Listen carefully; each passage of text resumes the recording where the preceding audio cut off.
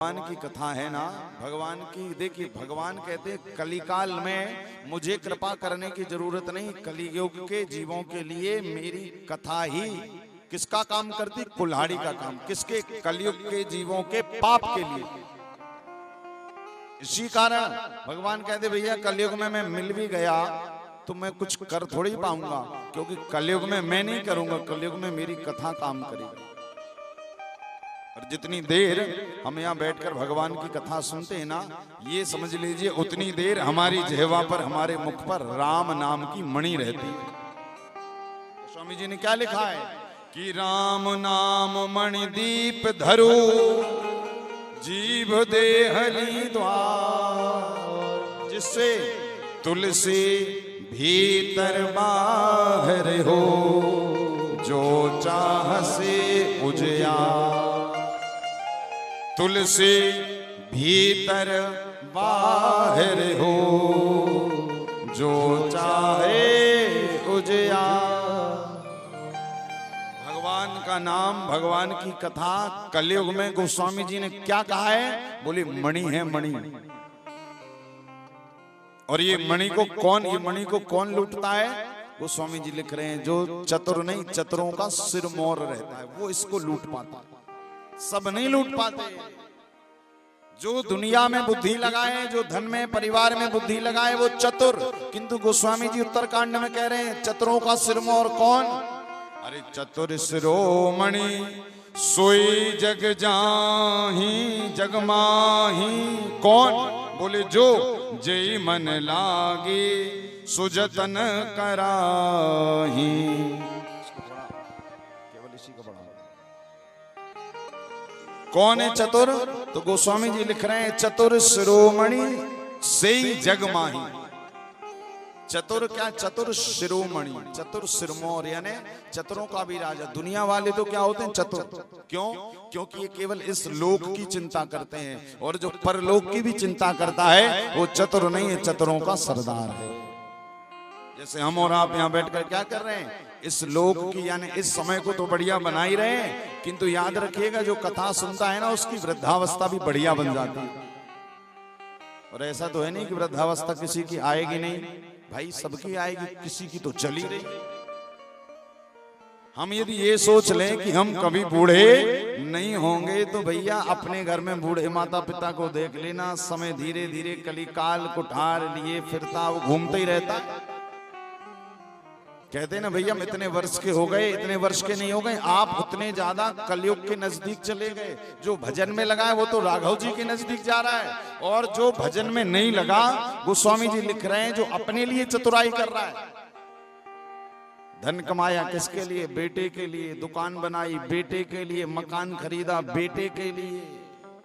खुद के लिए क्या किया? बोले खुद के लिए तो कुछ कर ही नहीं पाए।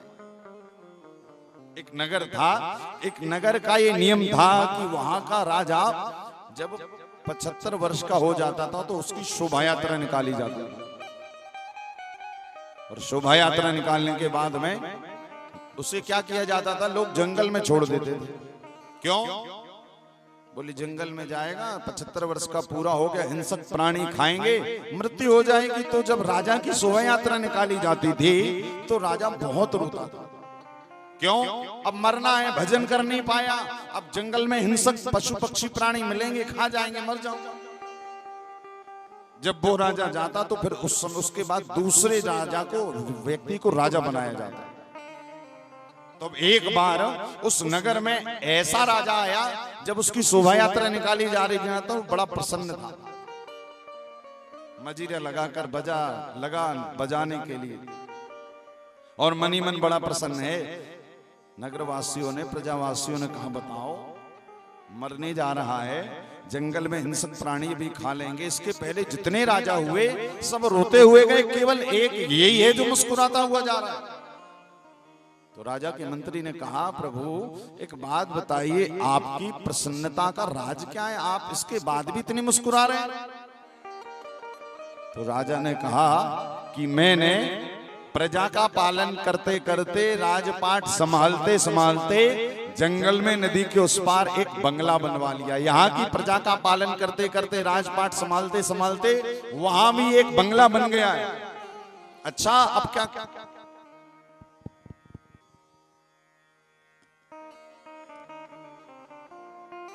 राजा मंत्री ने कहा अच्छा तो राजा मंत्री ने कहा कि प्रभु उस पार जाकर के आप जब जंगल में जाएंगे तो क्या करेंगे? तो राजा ने कहा कि जैसे ही तुम लोग मुझे जंगल में छोड़ोगे उसी पल मैं नदी के उस पार बनाए हुए महल में बनाए हुए बंगले में आनंद से रहूंगा और अब खूब ठाकुर जी का भजन करूंगा। इसी कारण प्रसन्न हूं कि अभी तक प्रजा का पालन कर रहा था, राजपाट संभाल रहा था, किंतु आज से उस बंगले में रहकर परम शांति का अनुभव करते हुए राघव जी का भजन करूंगा। यानी गोस्वामी जी लिख रहे हैं कि भैया कर्म करते हुए, धन कमाते हुए, परिवार का पोषण करते हुए उस लोक को भी संभाल लीजिए, वरना यदि केवल इसी लोक की चिंता रही, बुढ़ापे को भूल गए तो फिर क्या होगा? बोले फिर बुढ़ापे में रोना पड़ेगा कि इससे बढ़िया तो जवानी में भजन कर लेते, जवानी में चित्रकूट चले जाते, राम कथा सुन लेते, कहीं नहीं। किंतु लोग क्या समझते हैं? अभी नहीं, बाद में जाएंगे। और वो बाद कब आता है? वो बाद कभी नहीं आता। मैंने पहले भी आपसे निवेदन किया था कि आपको दुनिया भर के व्यवहार करते हुए भी परमार्थ के लिए टाइम अभी ही निकालना पड़ेगा। परमार्थ के लिए हमारे राघव जी अलग से टाइम नहीं देंगे। कोई ये सोचे कि हम 60 साल तक धन कमाएं, 61 साल के जब हो जाएंगे तब भगवान टाइम देंगे कि जाओ चित्रकूट चले जाओ, अयोध्या चले जाओ, बद्रीनाथ चले जाओ, वृंदावन चले जाओ, कथा सुन लो। तो ये पक्की बात मत समझिए। ये जो टाइम मिला है ना, बस ये सब चीज के लिए। धन भी कमाई और धन कमाते कमाते जरा इस तरफ का भी परम धन कमाते रहिए। स्वामी जी इसी कारण क्या कह रहे हैं? बोले इसी कारण भैया वो चतुर है कौन? अरे चतुर शिरोमणि से जग माही कौन? बोले जेई मन लागी सुजतन कराही। क्या जतन? बोले जो जीते जीते राम नाम का जतन करने लगते हैं। बोले उसके लिए जतन के लिए उपाय क्या करना है? बोले एक को पकड़ना है बस। और वो पकड़ना किसको है? वो स्वामी जी लिख रहे हैं कि राम भगति मणि उर बस जाके। उत्तरकांड की चौपाई क्या लिख रहे हैं? कि राम भगति मणि उर बस जाके। जो राम रूपी मणि को जीवन में धारण कर लेता है उसके लिए कि दुख लवलेस न सपने हूं ताके। समझिएगा क्या कह रहे हैं गोस्वामी जी, स्पष्ट लिखा है राम भगति मणि और बस जाके। जिसके मन में राम नाम मणि है उसके जीवन में अरे दुख लवलेस, यानी स्वप्न में भी उस भक्त को मेरे राघव कभी दुख नहीं देते। किसको नहीं देते? जो राघव जी की कथा में बैठ जाता है, राम जी की कथा सुन लेता है, मुख से राम नाम गा देता है। इसी कारण इस मणि को कहां पर रखना है? कहां रखना है इस मणि को? अंदर नहीं। आपने देखा ना, पहले जब माताएं गांव में, भाई लगभग गांव का जीवन तो सबने जिया होगा, तो पहले गांव की माताएं बहनें क्या करती थी? अब ये लाइट वाइट तो अभी चली है, जब लाइट नहीं थी क्या करती थी? क्या करती थी? दीपक नहीं, एक आती थी खाली बोतल, प्लास्टिक वाली या कांच वाली, ढक्कन में छेद करके उसमें रुई या कपड़ा डाल के उसमें तेल डालते थे।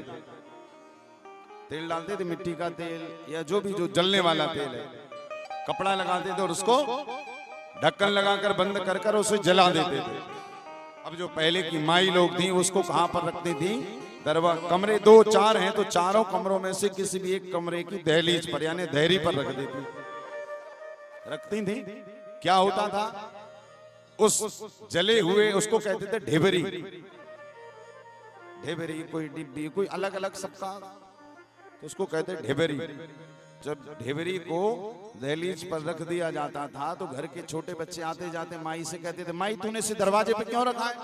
आते जाते हैं, जलने का डर लगता है कहीं जल ना जाए। तो माई क्या कहती थी कि इस ढेबरी से घर के दोनों कमरे में उजाला हो रहा है, इस वाले दाएं तरफ वाले में भी और बाएं तरफ वाले में। उसी प्रकार गोस्वामी जी क्या लिख रहे हैं कि राम नाम मणिदीप धरू, कहां धरू कि जीव देहली द्वार, और तुलसी भीतर बाहर हो, जो चाह से उजियार। तो इस राम नाम रूपी मणि को कहां रखना है? बोले जेवा पर रखना है। इससे क्या होगा? बोले अंदर वाला भी प्रसन्न होगा और जो बाहर सुनेगा राम नाम वो भी प्रसन्न हो जाएगा। इसी कारण इस राम नाम रूपी मणि को अपनी जेवा पर रख लेना है, रखना है। क्या होगा? अंदर भी प्रसन्न और बाहर भी आनंदमय। कल हमने भगवान का सुंदर विवाह उत्सव मनाया। गोस्वामी जी ने लिखा कि जो व्यक्ति, जो जीव भगवान के विवाह को